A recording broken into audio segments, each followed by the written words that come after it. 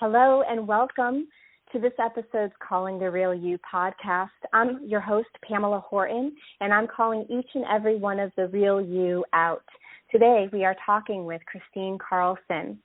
Kristine, if you haven't heard, is a New York Times bestselling author and world-renowned speaker. She's very passionate about spreading her message of living with joy and gratitude, and it is for these reasons why I am so honored to have her as our guest today.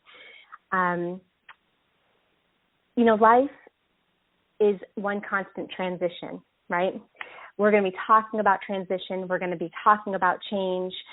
Kristine is actually, I failed to mention, she's the co-author of the series Don't Sweat the Small Stuff, which is a series of books. I believe it's a collection of 9, and it's with moms and dads and people in general. And I would invite all of you to help me welcome Kristine to our episode today. Kristine, are you there?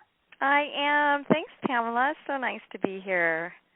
It's wonderful to have you. Thank you so much for sharing your time and energy with all of us. You are a shining, bright star. We met through a mutual friend, Kim Serafini, and I was just honored to have our initial conversation a little over a week ago to invite you to be a part of our show today, and I'm super grateful that you're going to be sharing your wisdom with us today. Well, it's always an honor and a pleasure to speak, so thank you so much. You are welcome. So let's start with Don't Sweat the Small Stuff, because really I think it was like 25 million books have been sold over the years. That's really one of the first door openers in terms of letting people get to know who you are. So tell us a little bit about that series for those of us who may not know exactly what the series is.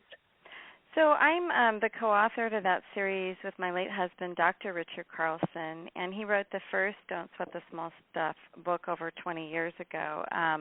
It was his 10th book, so he wasn't new to writing or a new author or anything, but that book he really spoke to the world in a new way. And what's really beautiful is that even though he passed away from a pulmonary embolism almost 10 years ago, his work has just transcended, keeps touching people's lives. I get so many emails from people that have read our books and read Don't Sweat the Small Stuff, and they just say that the series and that book just calm them down. And that's what I get over and over again, is there's just a calming, a real grounding presence that the work has for people. And the reason why is that there's really 5 principles of health that we talk about over and over and over again, illustrating through teaching people that they need to practice life a certain way, practice life very mindfully, if you will. And I think what happens is that because we speak that way, and then these are things that people are able to do because they're so simple and the language is so simple, then they feel calm because they're actually living very mindfully and they're slowing down. And that's like the really key part of the wisdom of the series, is really to slow down in life and to be compassionate and be kind and be gentle with yourself and compassionate with yourself so you can be that way with other people. One of the things that I picked up really quickly with you is that you are someone who definitely walks your talk. And you're welcome. It's a breath of fresh air, quite frankly. I wish more of us, I'm pretty sure that when people engage in any of your writings, whether it's a series of Don't Sweat the Small Stuff to any of your other experiences, your podcast interviews, et cetera, they feel that right away from you. And you've experienced significant adversity. I mean, you lost your husband at a young age, and early on in your relationship, but early, to say the least. And at least 25 to 30 years early, in my opinion. Yes. Even though we were married for 22 years and together for 25, it was definitely 25 or 30 years too early for me. Absolutely. Kristine, how was that? So someone who walks their talk and practices what you preach, essentially, in terms of mindfulness, et cetera, how is it, or I think one of the things, if I remember this correctly, you usually often say it's never too late to rediscover joy and passion to awaken your most vibrant life. How have you done that's really something I feel super strong about, having been a survivor of such intense sudden loss myself. There's a period of time when you go through loss of any kind that is, that transitional grief period where, you're really broken for a while. And I certainly went through that too, where you're really just surviving the day-to-day tasks of living and, dealing with your emotions, really. And then there came a time for me where I realized that a couple things. I realized that I had been really heartbroken open to being super awake in a way that I hadn't been living so awake maybe right previously to Richard's death. Like, my kids were in high school. I was starting to feel the pressure of the empty nest and a feeling that I was still a young woman, but I wasn't sure where my life was going to take me or what my real purpose was beyond being a mother and supporting Richard in his work. And then, bam!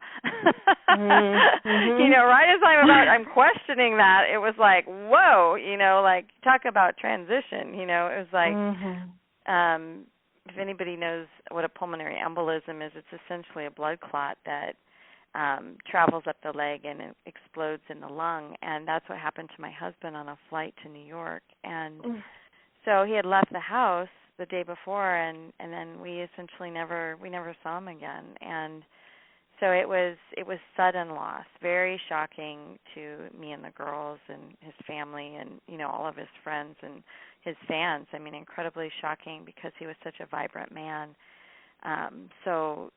But the thing is, like, we aren't promised a long life. None of us are, and I don't know that it's certainly not everyone's destiny to live a long life, and the beauty of the way Richard lived was that he really lived each day as if it really could be his last. I mean, he left us all these incredible notes around our home, and he really, he said all of his goodbyes, and he prepared things. I mean, it was really quite uncanny how prepared he was to die, but that's kind of how he lived. He lived really, really fully and fully awake, and it's ironic, but now I'm living that way too. Too bad it took such heartbreak to bring me into, like that kind of acute mindfulness. Sometimes that's exactly what it takes, though.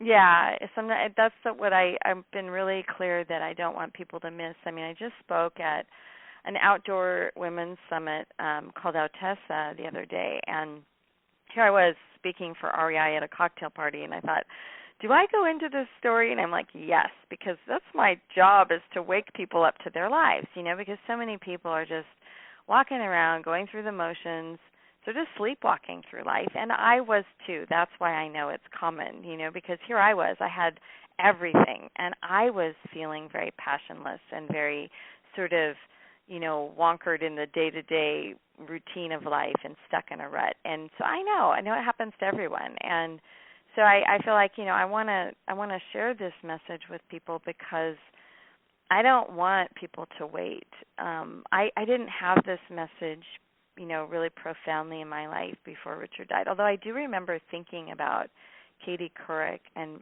she was very young when her husband died of cancer. And I remember maybe about 6 months to a year before Richard died thinking about her and thinking, wow, how does she get right back on the air? Like, how did she do that? Like, how did she go from, her husband dying and raising these two girls with him to just jumping right back into her show? And I thought, I don't think I could do that. And boy, was I right. When my husband died, I was out for 2 years. I mean, I was really, for the first year, I was barely visible to the public or even in my private life. It was very, very sequestered in grief in my home and going through that process of healing that so many people really want to avoid, but it's actually such fertile ground for growth and awakening. Yeah, well, for one, thank you for doing the hard work and the inner work that went along with that and working through the process of grief and loss, because I mentioned you're a shining star, and you are a perfect role model for any of us who are having, never mind just sleeping through life, so to speak, but just having bad days in general. You really are a perfect role model to uplift yourself and to reinvent yourself in many ways. how much of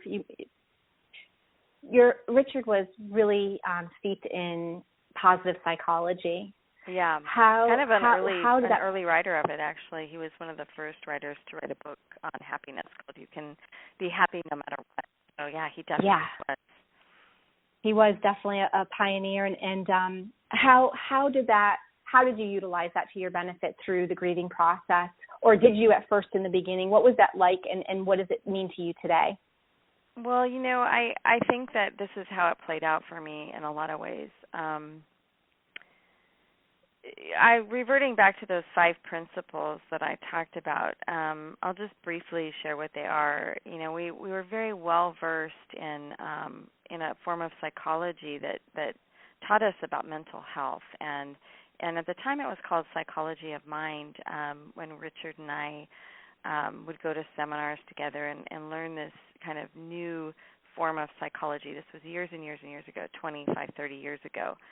Now, psychology of mind never really gained a lot of, they still have an organization, but I don't feel like they ever gained such notoriety for as good as it was because of the leadership at that time. So hopefully they're having some good leadership. The other thing that they did was change the whole kind of the dialogue, and we were so impressed and found the principles that we learned so helpful that became our life work. And the principles are about thought, moods, feelings, separate realities, and present moment living.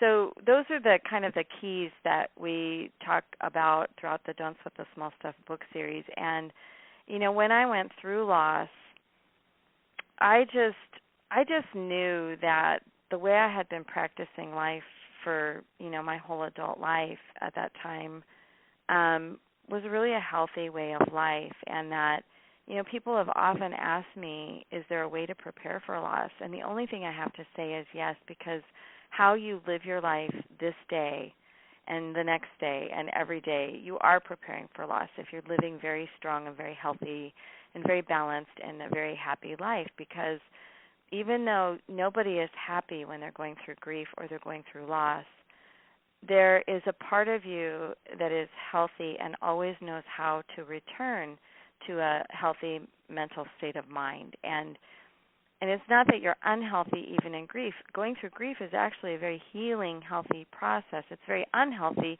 not to go through grief. If you don't go through grief, you're kind of setting yourself up for, a lot of ongoing long-term misery. That's the way I see it. And so, yeah, there is a way to prepare for loss. It's how you live. Live with as much mental health and clarity as you possibly can, because you will call on every emotional tool in your tool belt when you're going through loss. And that's just how it is for everyone. And, the more that you can go through your grief with courage and courage to feel and allow your heart not just to crack and be broken, but for it to be heartbroken, completely open, that's when you can embrace life in a whole different way. And, there's a Buddhist saying about being heartbroken open, and it's almost a rare thing, but it's such an amazing thing when it happens. And it really has to do with being able to courageously embrace your feelings. And when you do that, it has that way of waking you up to greater life, expanding your heart to greater love, and moreover, allowing you to be connected to all of humanity, which is probably one of the most amazing feelings I've ever had in grief, was the feeling I had that I was connected to humanity. It's a scary experience to do that. And I forget who the philosopher was that said the only way out is through. Oh, and, yeah, I think Alanis Morissette has a song about that, and I definitely felt that way, that the only way out was all the way in. Right, exactly.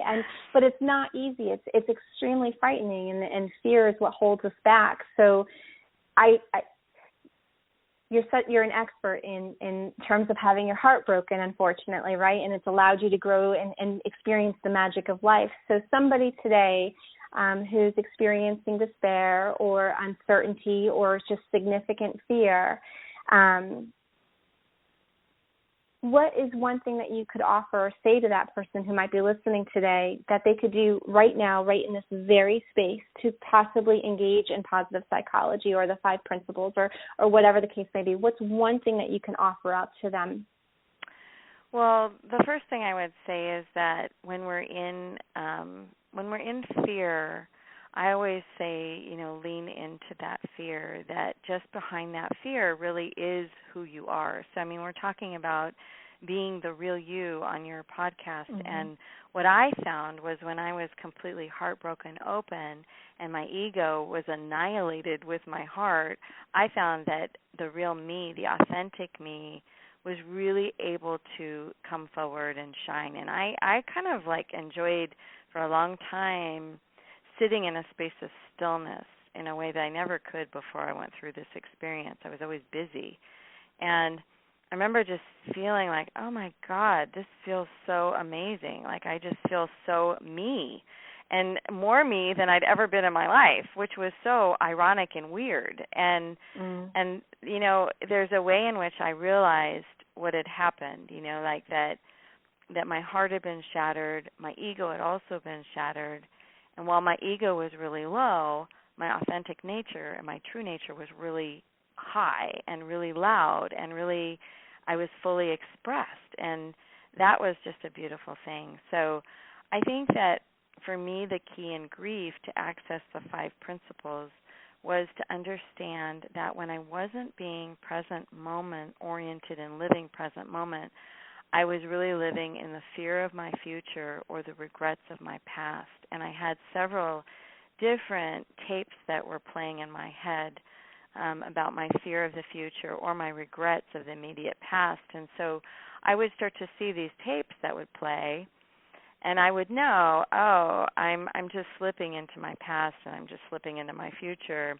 I need to bring my attention back to the breath, back to this moment. Because truly, when you're going through loss, the present moment is the safest place to land. And I feel like I would find the shortest way out of the foxhole if I got stuck in one. Yeah. I'm definitely gonna find air, and so that's what I did. I found it also very ironic because my husband lived this way, and I only started really living super presently in grief. And I thought, well, Richard, you are such a master teacher after all, even for your wife. What a blessing, right? In the hardship, what a blessing for sure. Oh, it's such a gift. Honestly, the whole thing has been, there's just been so many gifts in the process of going through this. And I will never go a day in my life without missing my best friend and my beloved and the man that lit me up every time he walked into the room. But he still lights me up, and I've, become so much more of the woman I was meant to be because I've gone through what I've had to go through and come out the other end. And, I hope to spend the rest of my life inspiring other people to live as close to their heart and as much awake as they possibly can. They possibly can, because it just makes life so much more fulfilling and gratifying. Mm-hmm. I couldn't agree with you more. You really help people find the courage in order to be able to do that. Thank you. I hope so. There's many of us out there that have gone through this and have been heartbroken open, and to our wisdom and to the grace that comes. And it's such an amazing passage. And I just don't want people to miss it. I really don't. If you have to go through hardship and go through that kind of suffering, there's got to be a great gift. And otherwise, I don't know. I was so grateful that I found the gifts in it. Yeah, well, again, I am too, because you are just a really great role model, and the courage that you have and you exemplify is a beautiful starting point for others. Oh, how do you? You're welcome, Kristine. How? I talk a lot about business and corporations. I do a lot of work with solopreneurs, companies, etc. And is there something that you can share today for the people who are asleep on autopilot, so to speak, who are in you mentioned that you used to be so busy instead of being in the present moment, and I'm sure you're still busy, but it's more probably manageable or more peaceful because you are living more fully self-expressed and in the present moment. What can you say to those people who are stuck in work, in environments with people that they may not necessarily like? They may not necessarily like their job. They may feel stuck. They may feel taken advantage of even. Any words of wisdom or golden nuggets for those folks who are just in pain with their work and their job and their career?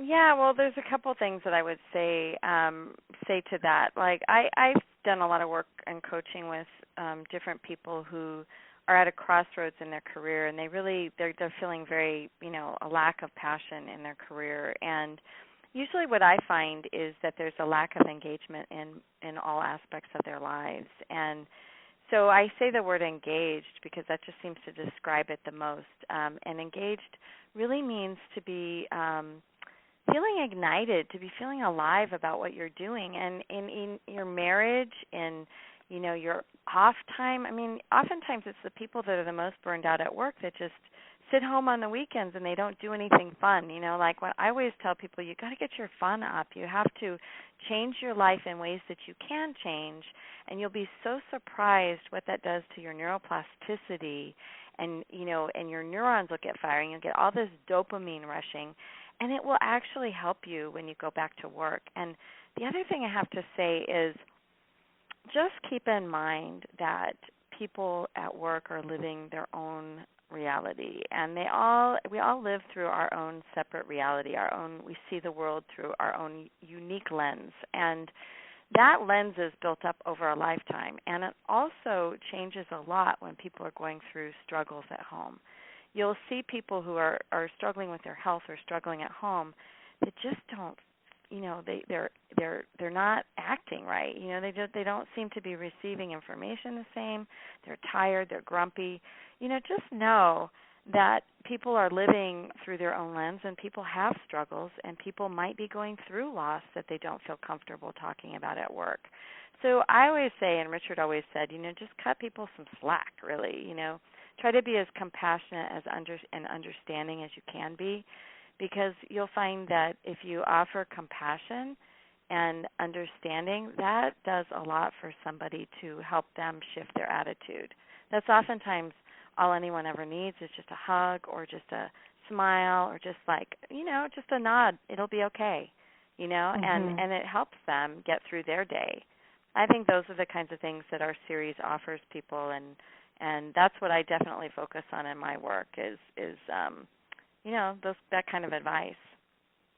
That's beautiful. You never know what's going on behind closed doors, and you never know what someone else is thinking, and to view them with the compassion that you just explained, it definitely can shift energy. Thank you, Kristine. You're welcome. And so go ahead, sorry. No, go ahead, honey, go ahead.